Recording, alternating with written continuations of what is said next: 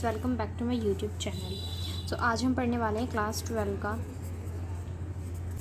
Political science का first chapter राष्ट्रनिर्माण की चुनौतियाँ। मैं आपको बिल्कुल स्टोरी की तरह समझाऊंगी, तो आप बिल्कुल स्टोरी की तरह करना है, इसको रट्टा वगैरह मत मानना, क्योंकि जब समझते हैं वो हमेशा याद रहता है। तो हमारी स्टार्ट करती हूँ इस चैप्टर में हम पढ़ेंगे जो हमारे वो इंडिपेंडेंस मिल गई भारत को, तो किस टाइप की चुनौतियाँ थी, क्या क्या हमारा भारत फेस कर रहा था, किस तरह की परिस्थितियाँ थी, फिर ठीक है। और जो राज्य बने वो किस अकॉर्डिंग बने, हमने भाषा के आधार पर राज्य को डिवीज़न कर दिया, चुनौतियाँ वगैरह सब इसके अंदर पढ़ने वाले। तो आज स्टार्ट करते हैं नए राष्ट्र की चुनौतियाँ। ओके, फर्स्ट टॉपिक क्या है हमारा, नए राष्ट्र की चुनौतियाँ। जो आज़ाद हुआ हमारा भारत 1947 में, कब, 14 और 15 अगस्त। ठीक है, 14-15 क्यों लिखा है, ये इसकी रात को आज़ाद हुआ था, मतलब 14 और 15 की मिडनाइट में हमारा भारत आज़ाद हो गया 1947 में। अब जब आज़ाद हो गया तो क्या हुआ, जवाहरलाल नेहरू हमारे इसके प्राइम मिनिस्टर बने। ओके, अब उन्होंने क्या कर दिया कि भाषण दिया उन्होंने, ठीक है, एक सेशन वगैरह बुलाया गया जिसमें उन्होंने भाषण दिया जवाहरलाल नेहरू ने। आप यहाँ पर पिक्चर देख फिर में आ सकती है कि यहाँ पर जो ये व्यक्ति खड़ा है ये कौन है, जवाहरलाल नेहरू, और इनके द्वारा जो भाषण दिया गया उसका क्या नाम है, तो मैं आपको बताऊँगी। जो इन्होंने यहाँ पर भाषण दिया उसको क्या कहा गया, उनके इस प्रसिद्ध भाषण को कहा गया भाग्यवधु से चिर प्रतिष्ठित भेंट या ट्रिस्ट विद डेस्टिनी के नाम से जाना जाता है। को इस तरीके से आप ये पिक्चर भी देख लेना और अच्छी तरीके से पढ़ लेना, ठीक है। और ये इंपॉर्टेंट है, 1 मार्क्स के लिए आपका पूछा जा सकता है कि जवाहरलाल नेहरू के भाषण को क्या कहा जाता है, ट्रिस्ट विद डेस्टिनी, भाग्यवधु से चिर प्रतिष्ठित भेंट। ओके, अब हम आगे बढ़ते हैं। अब हमारा क्या हुआ कि जवाहरलाल नेहरू ने वो दे दिया हमारा भाषण। ओके, यहाँ पर क्या हुआ कि अब जो हमारा भारत को स्वतंत्रता मिल गई, भारत को स्वतंत्रता प्राप्त हो गई। अब क्या होगा, सरकार बनेगी। अब इस पर क्या था, जब सरकार बनेगी तो इस पर सब ये सहमति थे, 2 चीज़ थी हमारी, 2 पॉइंट थे जिन पर सब सहमत थे। वो 2 पॉइंट क्या थे, एक तो ये था कि लोकतांत्रिक सरकार के ज़रिए शासन करेगी, ठीक है, मतलब बिल्कुल सब कुछ लोकतांत्रिक होगा। तो एक ये पॉइंट था जिस पर सबकी सहमति है कि लोकतांत्रिक सरकार होगी, उस तरीके से शासन होगा, ठीक है। और दूसरा था कि सरकार हिंदुस्तान के प्रत्येक नागरिक के भले के लिए काम करेगी, हर किसी के वेलफेयर के लिए सरकार काम करेगी। ओके, इसमें कोई भी हो, बैकवर्ड क्लास, इसमें ऐसा नहीं होगा कि जिसकी बहुसंख्य के लिए काम करा जाएगा, अल्पसंख्यक सबके लिए काम करा जाएगा, बैकवर्ड क्लास को, नीचे जाति को, हर किसी को देखा जाएगा, हर किसी के भले के लिए काम किया जाएगा। अब इसके बाद क्या होता है, हमारी जो स्थिति थी, ऐसी स्थिति में कोई भी देश उस टाइम पर नहीं आज़ाद हुआ था, क्योंकि हमारी स्थिति इतनी ज़्यादा ख़राब नहीं होती। इसका कारण ये था कि हमारा जो पाकिस्तान था वो अलग हो गया था, इस वजह से वहाँ पर बहुत ज़्यादा एक तरीके से बहुत बुरा हाल हो गया था हमारे हिंदुस्तान का, ठीक है, पाकिस्तान और भारत के अलग होने के बाद, ठीक है। तो इस टॉपिक में हमारा इतना ही था, हम आगे बढ़ेंगे 3 चुनौतियाँ। ओके, तो हमारा नेक्स्ट टॉपिक क्या है, 3 चुनौतियाँ। अब जो हमारी भारत के सामने चुनौतियाँ थी वो कौन कौन सी थी, तो पहली चुनौती हमारे भारत के सामने यही थी कि जिसमें भारतीय समाज की विविधताओं के लिए जगह, हम एक ऐसा राष्ट्र बनाते हैं, एक ऐसा भारत बनाते हैं जिसमें हर एक विविधता, हर एक समाज की तमाम विविधताओं के लिए जगह हो, ठीक है, जिसकी हर किसी की संस्कृति के लिए, क्योंकि हमारे भारत में क्या बहुत सारे धर्म हैं, बहुत सारी संस्कृति हैं, ठीक है, अलग अलग भाषा बोलने वाले लोग हैं, उनकी संस्कृति अलग, उनका पहनावा अलग है, ठीक है। तो उस हर चीज़ के लिए एक जगह, यूनाइट इंडिया बनाना था हमें, ठीक है। जिस टाइम जैसे अभी हम रहते हैं कि सब एक साथ रह रहे हैं, ठीक है, इस टाइप का हमें उस टाइम भारत बनाना था, क्योंकि उस वक्त बहुत ज़्यादा मतभेद होते थे लोगों के बीच में, ठीक है। हमें सब कुछ एक समान करना था, हर वर्ग के लिए, समाज की हर विविधता के लिए जगह बनानी थी। दूसरी चुनौती क्या थी, हमारी दूसरी चुनौती थी कि हमें एक लोकतांत्रिक सरकार बरकरार रखने की थी। इसकी हमने भी पढ़ा कि हम सबने सहमति किस पर करी थी, एक तो सबने सहमति करी थी कि लोकतांत्रिक सरकार द्वारा शासन चलाया जाएगा। ओके, अब लोकतंत्र मतलब लोगों का शासन होना चाहिए। अब लोगों का शासन किससे क्या, लोग वोट देते हैं, उनको जो नेता चुनना होता है वो अपने उन वोटों के आधार पर चुनते हैं, ठीक है, लोगों का शासन है यहाँ पर। तो ये हमारी दूसरी चुनौती थी, हमें लोकतंत्र को बरकरार रखना है, और इसमें क्या करना है, एक संसदीय शासन पर आधारित प्रतिनिधित्व मूलक लोकतंत्र को अपनाया, ठीक है। तो इसमें क्या कर दिया, संसदीय शासन क्या था, जैसे संसदीय शासन हमारी पार्लियामेंट्री होती है, जिसमें क्या होता है, जो मेन हेड होगा वो कौन होगा, जो हमारा प्रधानमंत्री है वो मैन हेड होता है, ठीक है। तो इसको ही संसदीय शासन बोलते हैं, ठीक है। ये अपनाया, ये दूसरी चुनौती हमारी थी, यही थी कि लोकतंत्र को बरकरार रखना है। ओके, और मैं आपको बता दूं, अमेरिका में है, आई थिंक वो कौन है, प्रेसिडेंशियल रूल है वहाँ पर, ठीक है। वहाँ पर कौन होता है, जो प्रेसिडेंट होता है वो वहाँ का हेड, लेकिन हमारे इंडिया में क्या संसदीय शासन है, जिसमें क्या होता है, जो प्राइम मिनिस्टर है, जो प्रधानमंत्री है, वो वहाँ का मेन हेड होगा। ओके, तो हमारा तीसरी चुनौती क्या थी, तीसरी चुनौती ये थी हमारे भारत की कि हमें संपूर्ण समाज का कल्याण करना था। ठीक है, संपूर्ण समाज का कल्याण करना था, हर एक वर्ग को इसमें जगह देनी थी। ठीक है, क्योंकि उस वक्त क्या था, जो हमारा भारत इंडिपेंडेंस हुआ, उसको आज़ादी प्राप्त हुई, तो बहुत ज़्यादा मतभेद होते थे लोगों में। ठीक है, नीच जात ऊंची जात का बहुत ज़्यादा ये चलता था। ठीक है, तो हमें ये सब कुछ ख़त्म करना था, एक तरीके से सबको यूनाइट करना था। ठीक है, सबको समानता से बर्ताव करने के साथ, मतलब सबको ये सिखाना था कि समानता से बर्ताव करना चाहिए हमें। ओके, उसके बाद हमारा क्या था कि हमें विकास करना था, और जो गरीब था, हमारा देश बहुत ज़्यादा गरीब था, उस गरीबी को ख़त्म करनी थी।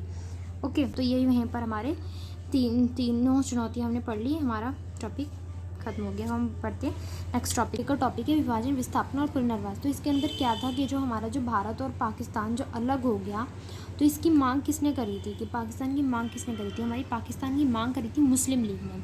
मुस्लिम लीग ने करी थी। मुस्लिम लीग क्या थी? हमारी एक पार्टी थी, मुस्लिम लीग मुसलमानों की पार्टी थी, जिन्होंने क्या कर दिया, दो राष्ट्र की सिद्धांत की आवाज़ उठाई थी, दो राष्ट्र सिद्धांत की। इसके अंदर क्या था कि उन्होंने कहा, मुस्लिम लीग ने कहा कि मुसलमानों के लिए आप एक अलग राष्ट्र दे दो, हमें एक अलग राष्ट्र होना चाहिए जहाँ पर मुस्लिम रह सके। ठीक, लेकिन इसके हर कोई खिलाफ था, मतलब कोई भी नहीं चाह रहा था कि ऐसा हो, दो राष्ट्र बने, हमारे भारत का विभाजन हो, कोई भी नहीं चाह रहा था। जो कांग्रेस थी हमारी, वो बिल्कुल खिलाफ थी और इसने इसको नकार दिया था एक तरीके से। ठीक है, लेकिन जो मुस्लिम लीग थी, जो पार्टी थी, उसको सपोर्ट कर रही थी हमारे जो ब्रिटिशर्स थे, वो उसको मुस्लिम लीग को सपोर्ट कर रहे थे और उन्होंने कहा हाँ क्या पाकि मुसलमानों के लिए एक अलग होना चाहिए, अलग राष्ट्र होना चाहिए जिसमें वो रह सकें। ठीक है, तो इसके बाद बहुत ज़्यादा आनाकानी करी गई, लेकिन 1947 में इसको बाद क्या कर दिया कि 1947 पाकिस्तान की मांग को मान लिया गया। ठीक, तो इसके अंदर हमने क्या देखा, जो हमारा जो पाकिस्तान था उसकी मांग करी मुस्लिम लीग ने दो राष्ट्र सिद्धांत की मांग करी। उसको कौन सपोर्ट कर रहा था? ब्रिटिशर सपोर्ट कर रहे थे, लेकिन जो कांग्रेस थी वो इसको बिल्कुल नकार रही थी। उन्होंने कहा कि ऐसा नहीं होना चाहिए, लेकिन फिर भी आगे चलकर क्या हुआ, 1940 के दशक में क्या कर दिया कि पाकिस्तान की मांग को मान लिया गया एक तरीके से। ठीक है, अब हम ये पढ़ते हैं कि विभाजन की प्रक्रिया किस तरीके से हुआ विभाजन। अब ये बोल तो दिया कि पाकिस्तान और इंडिया अलग हो जाएंगे, लेकिन किस तरीके से होंगे। ठीक है, एक इंडिया बनेगा, एक पाकिस्तान बनेगा, ये किस तरीके से बना। तो इसमें ये बोला गया जो इंडिया है, इंडिया और पाकिस्तान का विभाजन किसके अकॉर्डिंग कर दिया जाए? धर्म के अकॉर्डिंग। अगर जहाँ मुसलमान हैं ज़्यादा है तो वो पाकिस्तान कर दिया जाए, जो जहाँ पर हिंदू ज़्यादा है वो इंडिया कर दिया जाए। लेकिन अब क्या हुआ, कहीं पर भी ऐसी जगह नहीं थी जहाँ पर जो मुस्लिम कम्युनिटी है, जो मुस्लिम लोग हैं, वो मेजॉरिटी में हो। हर जगह मुस्लिम अल्पसंख्यक ही थे। लेकिन हमारे भारत की दो जगह थी हमारी, जहाँ पर क्या थी, जो मुस्लिम कम्युनिटी थी वो मेजॉरिटी में थी। एक थी हमारी वेस्ट और एक थी हमारी ईस्ट। ओके, अब इसमें क्या हुआ, जो ये दोनों जगह थी, यहाँ पर क्या कर दिया, एक इधर वाला पाकिस्तान बोल दिया गया और एक इधर वाला पाकिस्तान बोल दिया गया।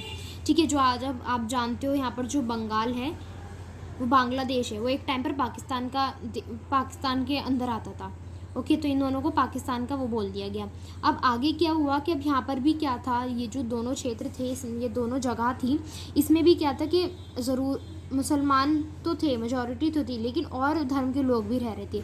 अब उनका क्या कर दिया, तो उन्होंने कह दिया कि अब ये निचले स्तर पर भी क्या कर दिया जाएगा, निचले स्तर पर भी बंटवारा कर दिया जाएगा।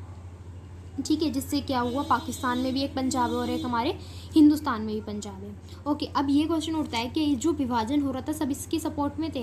मैंने आपको बताया कि कांग्रेस बिल्कुल भी सपोर्ट में नहीं थी। कांग्रेस के हमारे एक वो नेता थे, कौन थे, खान अब्दुल गफ्फार। ठीक है, जो बिल्कुल भी इसके सपोर्ट में नहीं थे। उन्होंने कहा कि मुसलमान थे, लेकिन वो बिल्कुल नहीं चाह रहे थे कि दो राष्ट्र बने। ठीक है, क्योंकि उनको पता था कि इसका परिणाम क्या होगा, हमारी देश की स्थिति खराब हो जाएगी। ठीक है, तो इम्पॉर्टेंट है, 1 मार्क्स के लिए आ सकता है कि किसने नकार दिया, कि अब्दुल गफ्फार खान। ठीक है, हमारे खिलाफ थे दो राष्ट्र सिद्धांत के। अब आगे क्या हुआ, लोगों को खबर ही नहीं थी कि वो कहाँ पर हैं, वो इंडिया में है या पाकिस्तान में, क्योंकि बिल्कुल तय नहीं, वो अल्पसंख्यक थे, कहीं पर बहुसंख्यक थे। तो इसमें क्या हुआ, रात तक किसी लोगों को पता ही नहीं था, इसलिए बहुत ज़्यादा त्रासदी हो गई। यहाँ पर पंजाब और बंगाल में जो गैर मुस्लिम लोग थे, वहाँ पर क्या कर दिया, उनको भगाने लगे, मारने लगे। जो लोग थे हमारे, जो मतलब जो भारत में ही रह रहे थे, उनको कैसा फील होने लगा, विदेशी फील होने लगा कि एक तक अब तक वो जन्म से लेकर यहाँ पर रहे, लेकिन अब क्या करना पड़ा उनको जगह, अब उन्हें पता ही नहीं वो कहाँ रह रहे हैं, क्योंकि अगर मुसलमान है तो उसको वहाँ जाना पड़ेगा पाकिस्तान में, और पाकिस्तान में अगर कोई हिंदू है तो उसको हिंदुस्तान में आना है। तो ऐसी स्थिति दोनों जगह थी, पाकिस्तान में भी और हिंदुस्तान में भी, कि लोगों को एक विदेशी जैसा फील हो रहा था कि उनकी धरती नहीं है। और वहाँ पर भी क्या हुआ, जो लोग थे, अब उनके ये तो नहीं है कि वो पाकिस्तान से भारत आ रहे हैं, भारत से पाकिस्तान आ रहे हैं, वहाँ पर उनका घर है, तो शरणार्थी बन गए एक तरीके से वहाँ पर, क्योंकि उनकी वहाँ पर कुछ प्रॉपर्टी तो है नहीं कि वो वहाँ जाके रह लेंगे। इस तरीके से स्थिति बहुत ज़्यादा ख़राब हो गई। तो हमारे सबसे ज़्यादा कठिनाइयाँ किसको झेलनी पड़ी? अल्पसंख्यक वर्ग को, क्योंकि जहाँ पर अल्पसंख्यक थे वहीं पर उनके साथ दुर्व्यवहार किया जा रहा था। ठीक है, लोगों को मारा पीटा जा रहा था। और सबसे बड़ी त्रासदी कहाँ पर देखी गई? पंजाब और बंगाल में। ठीक है, तो इससे हमारी टॉपिक कंप्लीट हो गया। हम देखते हैं कि इसका परिणाम क्या हुआ। ठीक है, विभाजन के परिणाम क्या हो गए। जो हमारा 1947 में विभाजन हो गया, भारत से पाकिस्तान लोग जाने लगे, पाकिस्तान से भारत आने लगी। ठीक है, अब ये लोगों को मजबूर हो गया एक तरीके से अपनी जगह को छोड़कर दूसरी जगह पर जाना। ठीक है, और ये बहुत ज़्यादा इतिहास में ऐसा कभी हुआ ही नहीं था। ठीक है, और लोगों को बेरहमी से मारा जा रहा था। जो दूसरे समुदाय के लोग थे वो दूसरे समुदाय के लोगों को मारा जाता। ठीक है, और सबसे ज़्यादा यहाँ पर देखा गया।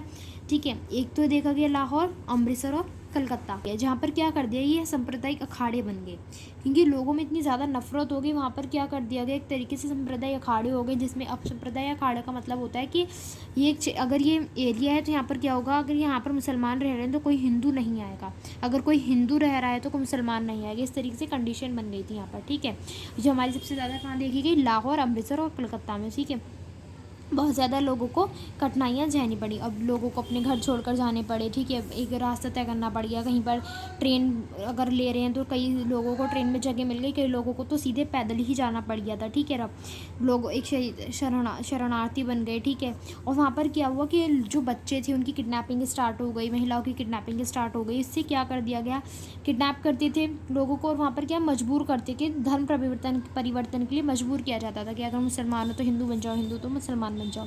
ठीक है, और यहाँ पर क्या कर दिया, जो घर की इज्जत बचाने के लिए कई जगह पर तो भाई बेटियों को जान से मार दिया गया। ठीक है, तो इस तरीके से इतनी बुरी कंडीशन हो गई। आप सोच सकते हैं कितनी बुरी कंडीशन है। लोगों को मतलब किडनैप किया जा रहा है, मारा जा रहा है, धर्म परिवर्तन किया जा रहा है।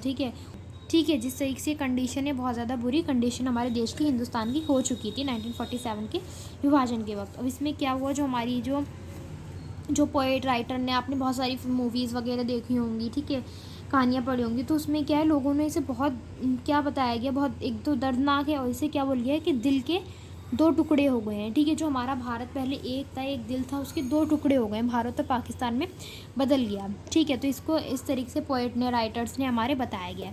अब इसमें ये दो राष्ट्र का वो नहीं हुआ बंटवारा, अब इसमें क्या हुआ, वित्तीय संपदाओं का भी बंटवारा हुआ, जैसे टाइपराइटर, टेबल, कुर्सी, हर चीज़ का बंटवारा कर दिया गया। एक तरीके से जो रेलवे के कर्मचारी लोग होते थे उनका भी बंटवारा हुआ।